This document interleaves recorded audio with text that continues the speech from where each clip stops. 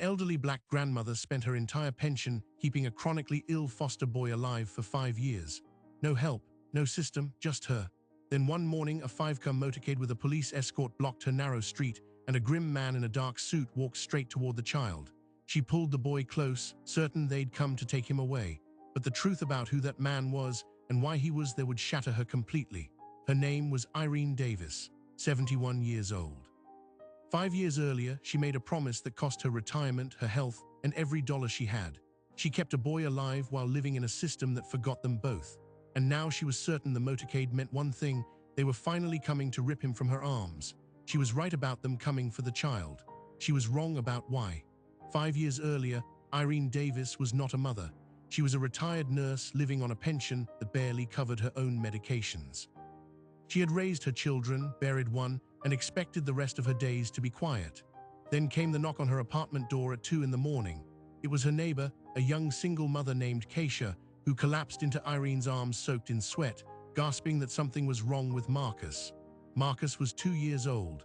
When Irene rushed inside, she found him limp in his crib, skin gray, lips bloodless, silent, not sleeping, shutting down. She rode with him in the ambulance, held his tiny hand while doctors pumped fluids and ran tests, and finally came back with a diagnosis that would rewrite everything. Marcus had diamond-blackfen anemia, a rare bone marrow failure syndrome so uncommon that fewer than 700 cases existed in the entire country. His body could not make enough red blood cells. Without monthly transfusions, his organs would starve for oxygen and fail one by one. Keisha died 6 months later from complications of the same undiagnosed genetic weakness she had passed to her son. On her last day, she gripped Irene's wrist and whispered a single request: "Don't let him go into the system. Promise me." Irene promised. She had no legal standing, no formal custody, and no idea what she was walking into. When she tried to get state assistance, the social worker told her she didn't qualify. She was not a licensed foster parent. The child was not a ward of the state. They were, in the eyes of the law, two people unrelated to each other living under the same roof without a case file. No food stamps, no Medicaid waiver for his transfusions, no help. So Irene did the only thing her conscience would allow. She stayed. She liquidated her savings, then her retirement annuity, then the pension check that came every month meant for her own declining years. Each unit of blood Marcus needed cost $1,200 out of pocket. The immunosuppressant drugs to keep his body from attacking the donor cells cost $3,000 more. She learned to find coupons, then to skip meals, then to hide how much her own hands were shaking because her blood pressure medication was too expensive to refill. Her doctor told her she was at risk for a stroke. She nodded and stopped going to the doctor. 5 years passed in a blur of transfusion schedules and oxygen monitors and nights spent sleeping upright in a hospital chair. Marcus turned 7. He was small for his age, sweet, and completely dependent on a woman the system refused to acknowledge was keeping him alive. The morning the motorcade came, Irene was heating oatmeal on the stove and calculating how much medication was left. $30 in her checking account. Another transfusion due in 4 days. She had no idea how she would pay for it this time.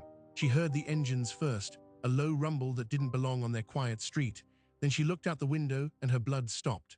5 black SUVs with official plates and a police escort had sealed off the entire block. A tall, somber man in a dark suit was walking directly toward her front steps. Irene pulled Marcus into her arms. Her mind screamed one word: they've come to take him. She had spent 5 years dodging a system that could separate them, hiding from social workers, avoiding hospitals that asked too many questions. Now the system had arrived with a fleet and an escort. The man stopped at her door and spoke words she did not expect, words that made her knees buckle. "Mrs. Davis, my name is Richard Harlow. I represent the Fairfax Institute for Rare Diseases. We've been searching for Marcus for 2 years. A private donor with a matching blood type has funded an experimental gene therapy specifically for his condition. We can cure him, but you have to sign temporary medical custody and let him come with us today." She stared at him, unable to breathe. The thing she had been most afraid of losing was the only thing that stood between this boy and a life free from needles and blood bags. This time, the state wasn't coming to take Marcus. It was coming to save him. And she would have to let him go. Irene stood in the doorway with her hand pressed flat against Marcus's chest, refusing to let go even as the man repeated himself. She asked for identification, demanded to know who sent him, why there were police. Richard Harlow handed her a business card with a silver emblem she didn't recognize, the Fairfax Institute for Rare Diseases. The name meant nothing to her. The card was heavy, expensively printed, the kind of paper that implied money she would never touch. She didn't know that the Fairfax Institute was a brand new division of a $4.2 billion technology company. She didn't know its founder was a man who had lost a child to a rare blood disease years earlier and had spent the rest of his life trying to make sure no other parent ever watched their son fade behind a hospital glass wall. She only knew that a stranger was asking her to sign over the only person she had left. She told him to wait outside. She closed the door, locked it, and sat Marcus at the kitchen table. She knelt in front of him and told him a version of the truth she hoped he would understand. "There is a doctor who can fix your blood," she said, "but you have to go with him for a few weeks." Marcus's eyes filled with tears and he grabbed her sleeve. "Are you coming too?" Irene couldn't answer. She had been there for every transfusion, every hospital stay, every midnight fever. She had fed him oatmeal and read him stories and taught him to pray. The thought of him alone in a sterile room surrounded by strangers was worse than the thought of losing the pension check. But the alternative was watching him die slowly, and that was not an alternative at all. She opened the door and told Harlow she needed more information before she would sign anything. His expression flickered, brief and unreadable. He nodded and walked toward the lead vehicle. When the back door opened, Irene saw a second man step out, older, silver-haired, wearing a coat that cost more than her annual pension. He didn't approach her aggressively. He walked slowly, hands visible, the way a hunter approaches something wounded. He introduced himself as Julian Fairfax. "I know what you're thinking," he said. "You think we're here to take him into some government custody. We are not the government. We are a private foundation. My foundation. I lost my own son to a rare blood disease 19 years ago. Since then, I have funded research that saved thousands of children. But until last month, I never had a case like Marcus's. His illness is so rare that no pharmaceutical company would touch it. We built a gene therapy specifically for him. Our blood registry tracked down a perfect donor, a match so precise that the therapy has a 94% chance of success." He paused and let that number land. Irene had spent 5 years calculating odds of survival. She knew what 94% meant. It meant almost certain, but there was a catch. And as Julian explained it, Irene felt the floor tilt beneath her. The therapy required a bone marrow transplant from a genetically compatible relative. The only match in their global registry was Marcus's biological father, a man named Damien Cross. The name hit Irene like a physical blow. Keisha had whispered it only once, on a night when the pain medication made her loose-lipped and bitter. Damien Cross was a tech investor who had left Keisha the moment she told him she was pregnant. He had never met his son, never sent $1, never called. She had no idea he had become a wealthy man. But according to Julian, Damien had been located 6 months ago. When he learned about Marcus's condition, he agreed to donate the marrow and fund the entire procedure. But he had one condition. He wanted full legal custody of his biological child. Irene stared at Julian, then at the document Harlow was now unfolding. The fine print was brutal. If she signed, Marcus would be transferred to a private medical facility in another state for the transplant. Damien Cross would be designated as the temporary medical guardian and the sole decision-maker. Irene would be allowed to visit, but she would have no legal standing. If the treatment succeeded and Marcus entered remission, Damien could petition the court for permanent custody. The document considered her an informal caregiver with no parental rights. In the eyes of the law, she was a stranger who had been keeping someone else's son alive without permission. She looked at Marcus, who was pressing his face against the living room window watching the motorcade with wide, curious eyes. Still gripping the small plastic truck Irene had bought him with coins she'd saved from skipping 2 meals a day for a week. He had no idea that the man who had left him before his first breath was now sitting inside one of those black SUVs waiting to claim him with a signature and a miracle.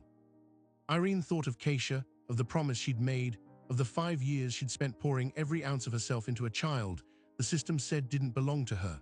And now a billionaire father who had never once called was giving her a choice: hand over the boy to be saved, or keep him and let the chance for a cure disappear with this motorcade. She had 1 hour to decide. She had 1 hour to decide. 1 hour to hold the life she had built against the promise of a life that might be. Irene did not have a lawyer, but she had the instincts of a woman who had spent 40 years reading medical charts and dealing with administrators who thought poor people could be rushed into corners. She told Julian Fairfax and Richard Harlow that she needed to speak with Damien Cross before signing anything, not through them, face to face. Julian hesitated. He exchanged a look with Harlow that Irene caught and filed away. Then he nodded and walked to the third SUV, the one with tinted windows that had not yet opened. When Damien Cross stepped out, Irene felt the air change.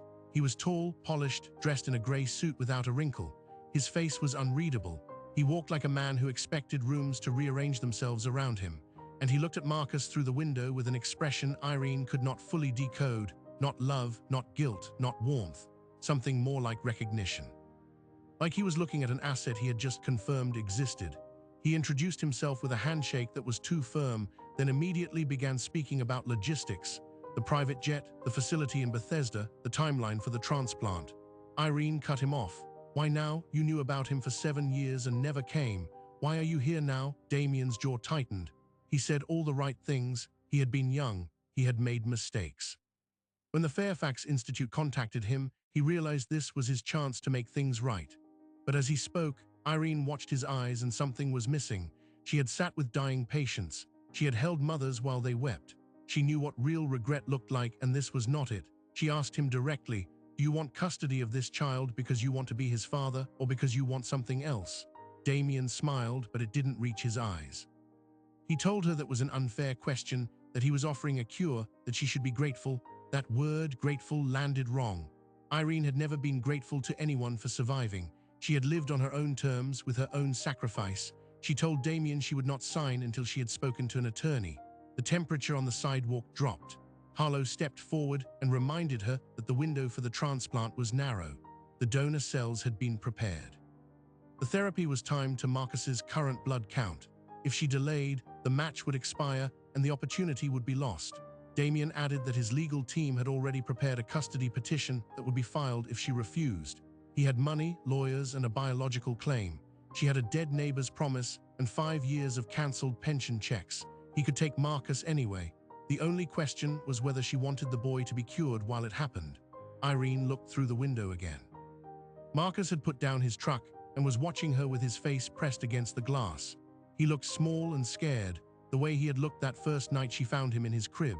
She had made a promise to Keisha that she would never let him go into the system. But the system Damien represented was not foster care or child services.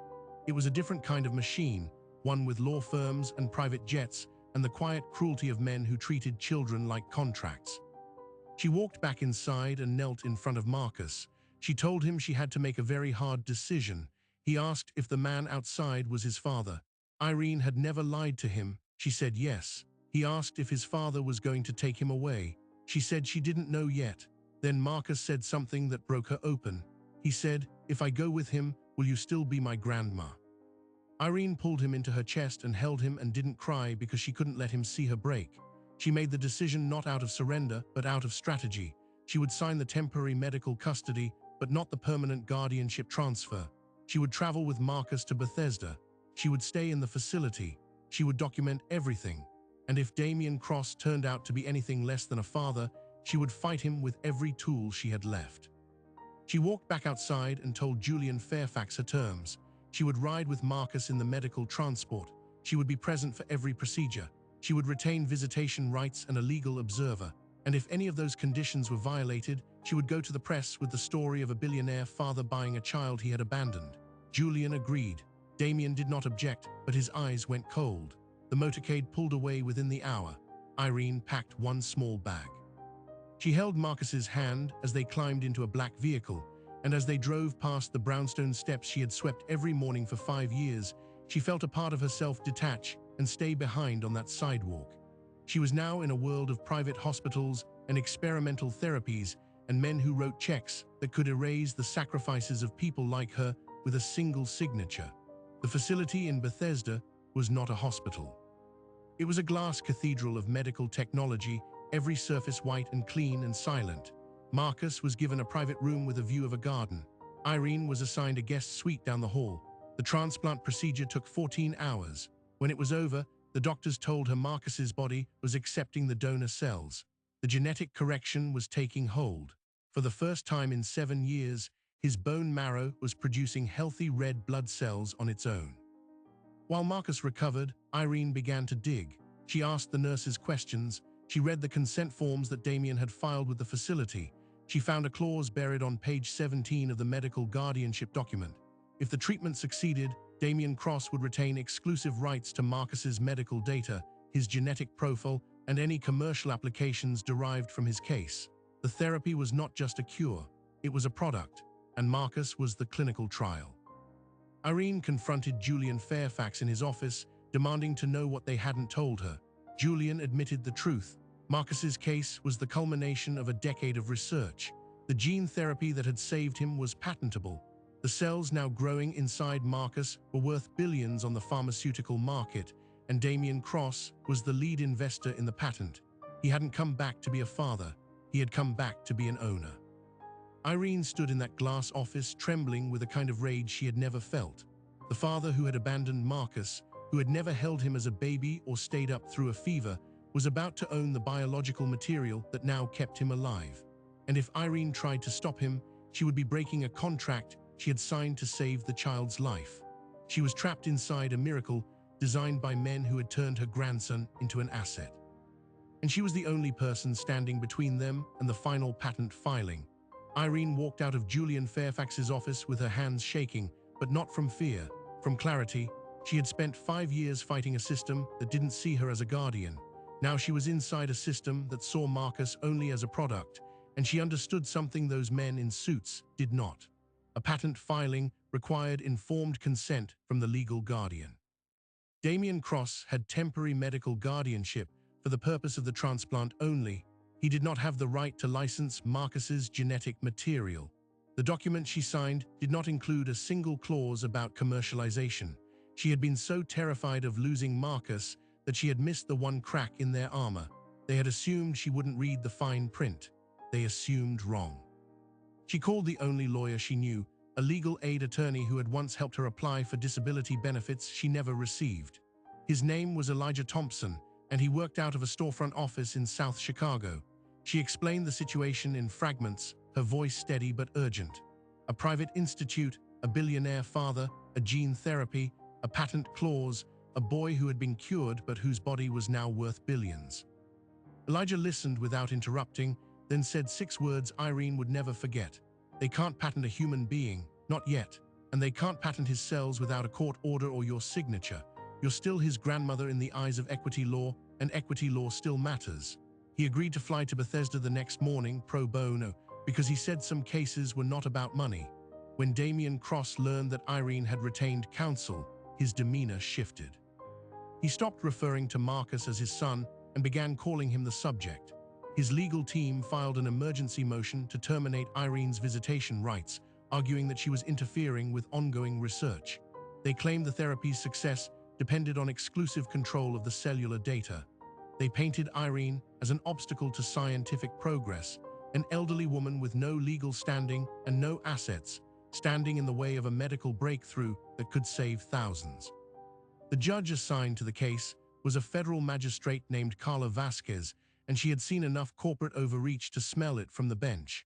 At the preliminary hearing, she asked Damien's lawyers a single question: did Mrs. Davis ever sign a document that authorized commercial use of this child's genetic material? They could not produce one. The temporary medical guardianship did not grant intellectual property rights. The judge ruled that Irene retained custodial interest, and any patent filing would require her explicit consent as the child's de facto guardian for the past 5 years. The ruling did more than block the patent. It opened the door to a much larger question, one that reached far beyond Marcus's hospital room. If a child's cells could be patented without the consent of the person who raised him, then every foster child, every kinship caregiver, every informal guardian in America was vulnerable to the same exploitation. The case started attracting attention. A reporter from a national health investigative unit caught wind of it and called Irene. She told her story simply: a promise to a dying mother, a pension drained to buy blood, a miracle that was almost stolen. When the article ran, it was headlined, "The Billion-Dollar Boy." Public outrage followed. Damien Cross's investors started asking questions. His PR team released a statement that he had only wanted to help his son, but it rang hollow. The patent application was quietly withdrawn.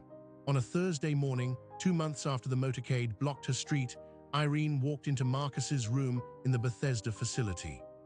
He was sitting up in bed, color in his cheeks for the first time in his life, drawing a picture of a grandmother with big hands holding a red heart. He held it up to her and said, "This is you, Grandma, the blood lady." Irene didn't correct him. She knelt beside his bed and held him, and this time she let herself cry. Julian Fairfax appeared at the doorway. He had been silent during the legal fight, and Irene hadn't known which side he was on. He told her he had lost his own son to a rare disease 19 years ago, and he had built the Fairfax Institute to ensure no other parent suffered the same fate. But somewhere along the way, the mission had become entangled with investors and patents and the cold machinery of profit. He had allowed it. He said he was sorry. Then he handed her a document, his own letter of resignation from the board of the Fairfax Institute, which he said would be restructured as a non-profit. He had also set up an irrevocable trust in Marcus's name, funded by his personal fortune, that would cover every medical expense for the rest of the boy's life, and a second trust in Irene's name to reimburse every dollar of her pension she had spent. She took the papers and looked at him, not with forgiveness, but with acknowledgement. The kind one survivor gives another. 2 weeks later, Irene brought Marcus home. The same brownstone steps, the same narrow street, the same neighborhood that had been quiet until the motorcade came. But something had changed. On the front door, a letter from the Illinois Department of Children and Family Services offering expedited kinship guardianship with full financial assistance. A caseworker had been assigned after the news coverage, and the same system that had ignored her for half a decade now wanted to help. She tucked the letter into her pocket and unlocked the door. Marcus ran inside and picked up his small plastic truck, the one she had bought with coins saved from skipped meals. The motorcade had come to claim the one thing she loved most, and it had instead returned him to her with a future no one could take away. Irene Davis had kept her promise, and sometimes, just sometimes, the system that fails the invisible also gives them the power to reshape it. Here is the truth most people do not want to hear. In the United States right now, more than 2.7 million children are being raised by grandparents and other relatives. 39% of those caregivers have been doing it for 5 years or more. Nearly 600,000 are living below the poverty line. They are not in the system. They are holding the system together with their bare hands, and most of them will never get a motorcade, a miracle, or a judge who sees them. Irene Davis got all three, but only because she refused to stop reading the fine print. Most grandparents in her position never learn what is buried on page 17. They sign what they are told to sign, and they lose everything quietly. So the question is not whether Irene Davis is extraordinary. The question is how many Irene Davises exist in your city right now, stretching a pension check, hiding from social workers, dreading a knock on the door. And the deeper question is what you are willing to see when you walk past them. Irene's mother used to say something she carried with her into every transfusion, every hospital room, every battle with men who thought they could buy a child. Blood is the one thing rich and poor share equally. When you give it, you give life itself. If this story moved you, share it with someone who needs to be reminded that invisible people are holding up the world. Subscribe and turn on notifications so you never miss the next one. And if you have a rare blood type or can give blood, walk into a donation center this week. You might be the only match for a child like Marcus. Until next time, stay kind, stay watching, and never forget that the most powerful people in the world are often the ones nobody ever sees.